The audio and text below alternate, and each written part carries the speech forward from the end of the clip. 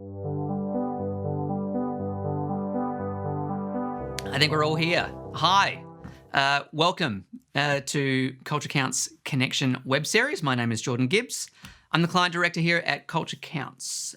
Over the next few weeks, we are running a couple of bite-sized conversations about topics of interest and our evolving circumstances. So today I'm joined by Michael Chappell, CEO of Culture Counts. Mike is a chartered management consultant with a background in economics and corporate strategy. Mike, hello, welcome. Thanks for joining us.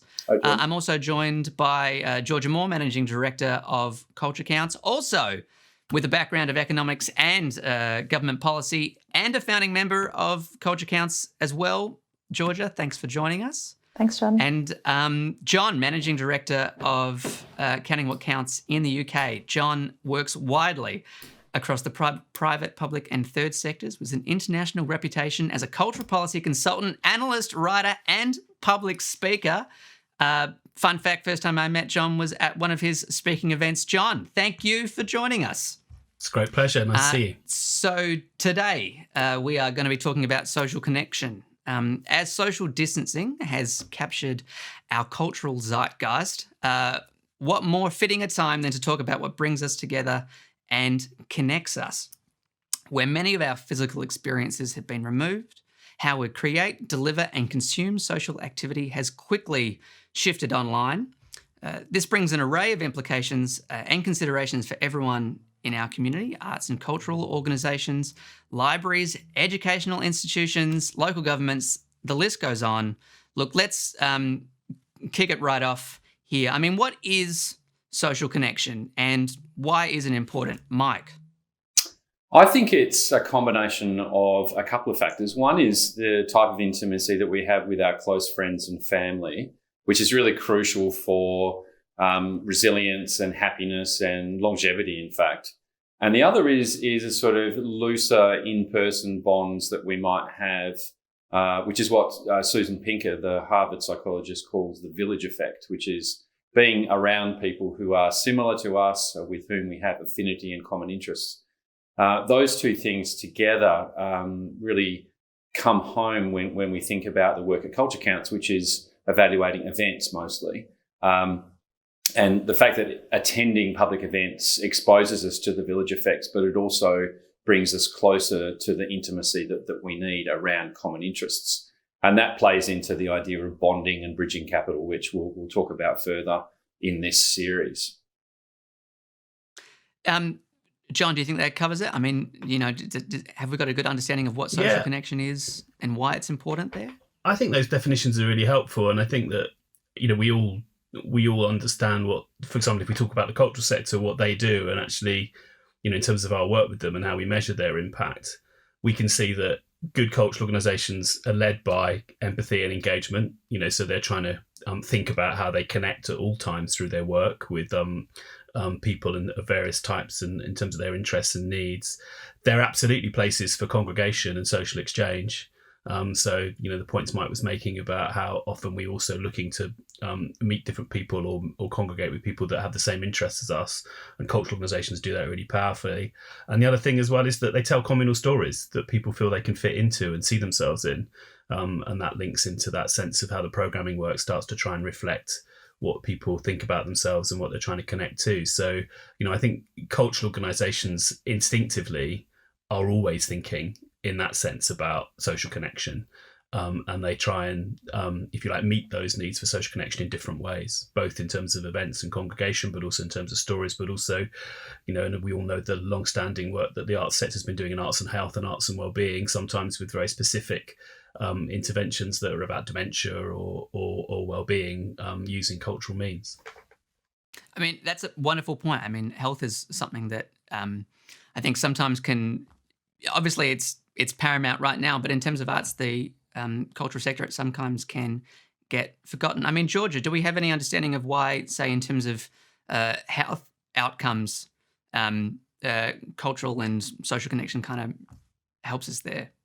Yeah, absolutely. There was a really great paper published by the World Health Organization, which was about social determinants of health and really explored the important role that social connection plays on people's physical health. And I think the COVID-19 situation has really created this perfect storm in which people are really fearful about their health. They're also really concerned about, they're anxious about their finances, about their job security, and all at the same time they're being required to physically distance themselves from their traditional support network. So that really doesn't give them the emotional support that they would normally receive. We've really done some analysis into the data set that we have based on people's experiences at cultural events, and looked at whether people who do experience strong results in connection from their cultural activities are more likely to also experience other important outcomes such as belonging, feeling part of their community, better physical and mental health, and the data does show that they're very strongly correlated.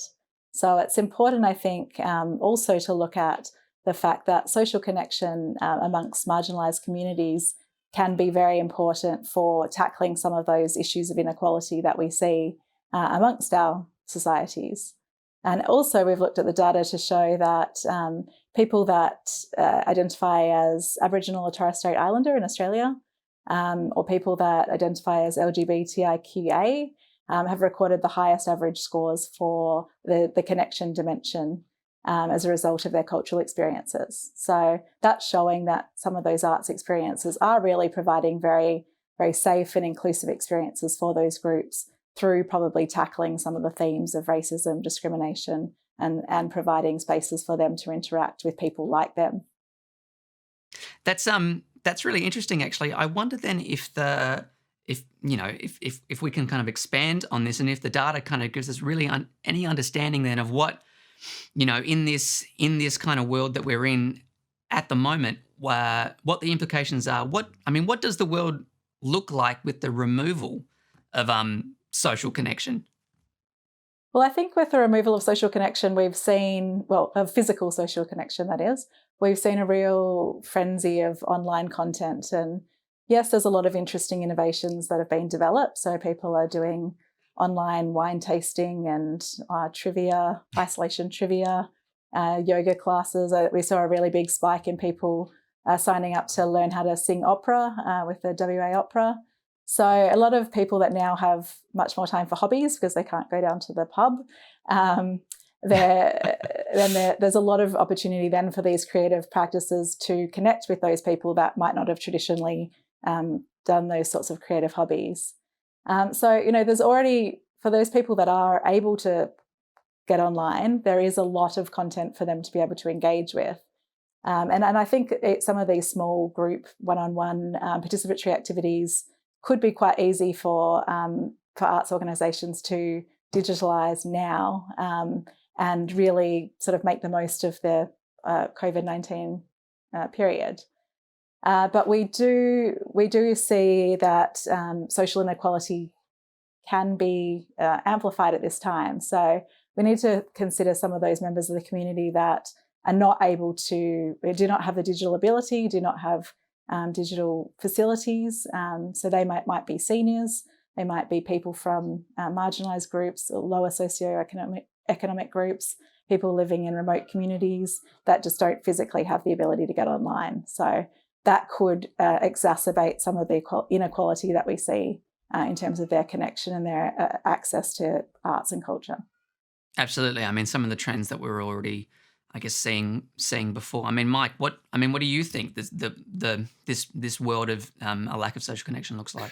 I'm reminded of another parallel piece of work that we've done in the past with Meals on Wheels, where when the Meals on Wheels program started, it was designed and conceived as a method of bringing nutrition to elderly people who perhaps wouldn't or couldn't prepare food for themselves adequately. And the meals would arrive daily or every other day. And as technology improved and things went online, the management of Meals on Wheels went to frozen meals and less frequent deliveries. And all of a sudden, elderly people were showing more pathology. They were dying at greater rates. And it wasn't until they went back and studied the reasons why that they found that the actual physical connection, the social connection that the elderly people received with the meal delivery and the subsequent 5 or 10 minute conversation, that was actually more important than the nutrition itself, because there are lots of other sources of meal delivery now that didn't exist back in the 70s when Meals on Wheels began. So that's a really palpable example of the importance of the physical aspect of social connection, and sometimes that we don't understand the attribution or the change that the service recipients are getting from the interaction with the services that are provided to them. I think that probably plays over into arts and culture very strongly. I suppose because, I mean, for the Wheels example, like, I mean, it's hard to quantify that element of social connection there, whereas, I mean, you know, very actually they were getting the meals, and that was very much core to the service. Yes, that's right. John, you know, with that being said, I mean, what does the world with this removal of social connection look like for you? Well, building a bit on what's been said already, I think it's important to make that distinction between those that are socially connecting, and sometimes more than they have, but remaining physically distanced, and then for how some, particularly those, as Georgia was saying, who don't have access to computers, the internet, smartphones, they're feeling a profound sense of social isolation as well as physically distancing. So the first thing to say is, I think this new normal that people are talking about is being experienced differently by different people.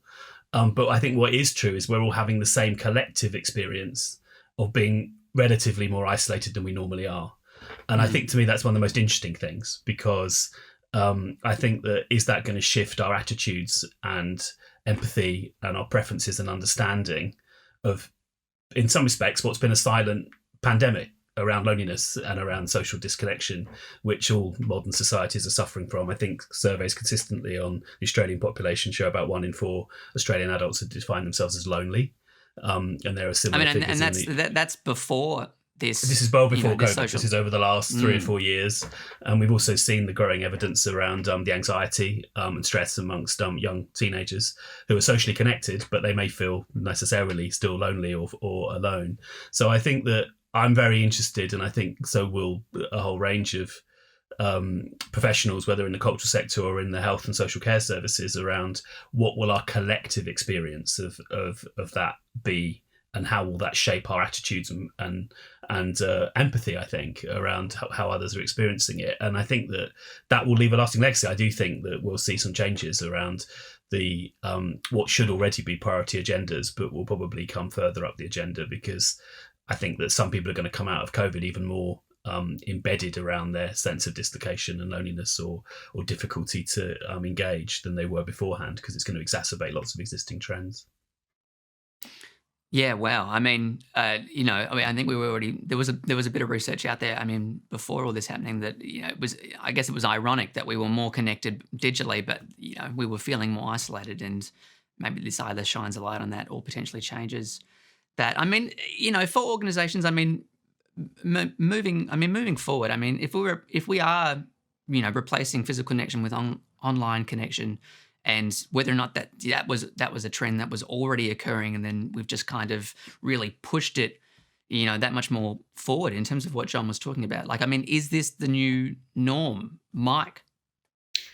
I'm fascinated by how quickly some organisations have actually pivoted to go online. They were either already there, or they'd done a lot of the thinking and the tooling up to be ready, and the quality of the online content has really surprised me in a positive way, and it's very pleasing to see those organisations adapting, because that, after all, is the basis of survival. It's leaving a lot of people behind as well. I think a lot of organisations are not prepared for it, and I also wonder. I mean, look, I can add to that. We're releasing. I think we released the first round of our organisational survey last week, and 66% of the respondents had never delivered online programs before. So yeah, you're right. It's new for a lot of people. And the other point that comes to mind is how much of this new way of doing things is going to stick in the future world. What business model changes are organisations going to go through? How much will ready-made for digital content be part of the product mix or the suite of services that arts and cultural organisations offer in future when physical contact is possible again, albeit with social distancing and then eventually without. How much of the future businesses will contain a significant part of digital? And how does that expose them to greater audience sizes, global audiences even? And how will they resource that internally, perhaps borrowing skills from broadcast journalism and production of TV and radio? I can see a real hybridisation and acceleration towards a more diverse business model for a lot of the organisations that will do well out of this. Really interesting, actually, yeah, in terms of some of the changes and the legacies that this might leave, and even to bring John back to your point before, John, about the legacies that this will leave in terms of the new norm, if it is indeed the new norm. Yeah, well, I think Mike's put it very well that what we're going to end up with. So, in other words, where we are now is not the new normal, but where we end up is going to be a hybrid that's different from where we came into COVID. So, I think that's clear. So, just to build a couple of things on what Mike said, I think that we're going to see in the midst of dark days, there's always hope. One of the things is the creativity of professionals, and whether that be in the health service or in the creative sector. And so, if we try and be positive on this, while we're discussing this, because it's difficult sometimes to feel positive right now, I think we're going to see a heightened wave of R&D and innovation across the creative sector. Mike's already mentioned how fast the pivot has been for some organisations, and I think the other thing we're going to start seeing is how's it going to affect programming and creative practice. So I don't think this is unfair to say that when we look at cultural sectors around the world's approach to digital thus far, it's tended to be, what do we do already and how can we put it online? Rather than starting, I think, as Mike was implying, with the premise of what does it really mean to truly program for digital?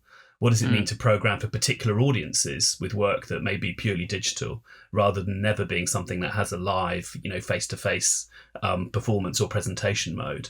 And I think that's very, very interesting, in that I think that, of course, there's plenty of established organisations and cultural practitioners and artists who've been playing in that space. But is that going to become a more mainstream part of people's programming activity? I think that's really interesting.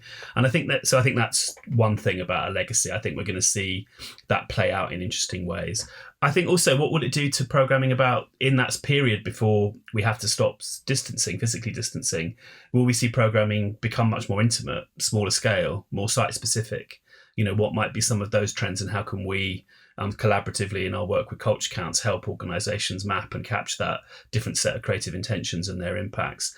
And the other thing I just say by a legacy, which is really clear already, is, many cultural organisations in Australia and England and elsewhere are doing all kinds of inspiring responses to COVID, in terms of completely shifting what they do, effectively becoming another set of key workers in terms of whether that's how they're using their venues.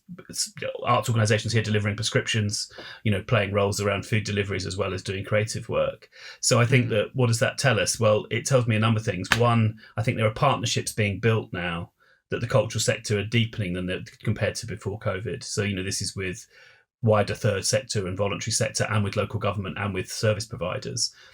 Cultural organisations that are really pivoting in that way are having to collaborate with other essential services much more.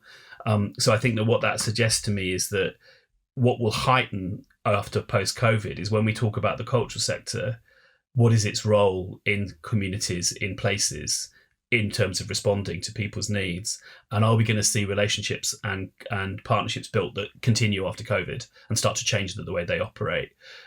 David Jubb, who's a former artistic director of Battersea Arts Centre, has just posted online a book that he's starting to write, and he's called it How Can Creativity Transform Public Life?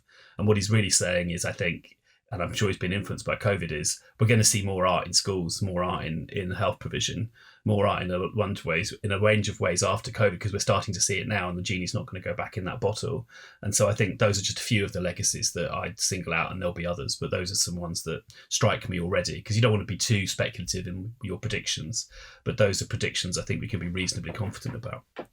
Yeah, well, I mean, things are changing constantly, and we're all having to kind of adapt and then readapt and then and readapt, and I suppose that will kind of change the way we think about a lot of the things we do. I mean, Georgia, is there for organisations that are kind of maybe entering this territory for the first time. I mean, are there any kind of outcomes or examples from elsewhere that they might be able to kind of pull from in terms of understanding the kinds of impacts and legacies that they might be able to create and going forward?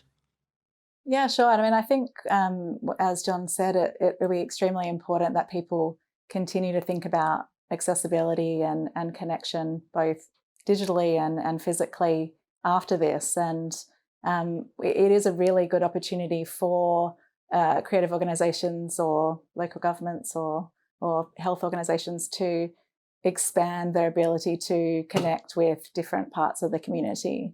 And that's also, providing both the abilities for those peoples in the community to access those services and also to, provide things for those people. We've seen with our evaluation work for tech-savvy seniors that a lot of the seniors that are learning these digital skills have generated really important long-term outcomes in the areas of active ageing, well-being, social participation. So, it's important. And Tech Savvy Seniors is a workshop that's run throughout libraries in Australia in terms of upskilling people's ability to engage digitally. Exactly. Yeah? It's helping seniors to gain those digital skills to enable them to access online services, connect with friends and family digitally, and so on. So it does give them that ability to engage more with the world, but both from a physical and kind of mental perspective. Yes, as we've talked about, the connection it links into a whole bunch of other outcomes. Look, Yes. Thank you so much. Look, there's obviously a lot to talk about, and I think we've really only kind of touched the surface, but hopefully we'll go a little bit deeper as the weeks go on. So that'll be it for the first of our web series. I want to thank you for joining us, and thank you to our guests as well, Georgia, Mike, John. Such a pleasure to have you here. Next week we'll be talking about economic impact. Everyone is talking about it. What does it mean? How can you understand it? We'll be going over the concepts and the criticisms. So be sure to join us. But until then, if you want to find out more about Culture Counts or see some of the resources we have available, please do visit our website. We've got a portal up there. We're calling Arts Managed, which has a host of content on it. We are working flat out at the moment to try and do our bit as part of this pandemic. If you would like to get in contact or have any questions that you would like answers to, please do send us an email at hello@culturecounts.cc. But until then, we'll see you next time. Cheers.